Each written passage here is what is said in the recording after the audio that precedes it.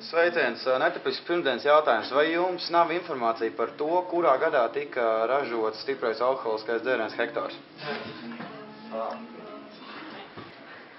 Un pēc cik ilgu laiku tas varētu būt?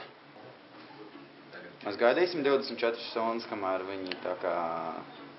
Nē, lai savieno. Nē, mums jau arī tas ir pie rokas. Nē, uz pudeles nav nekā. Labi, mēs piezvanīsim uz LB atsauksmi. Paldies un spēlēsim jums veiksmīgi.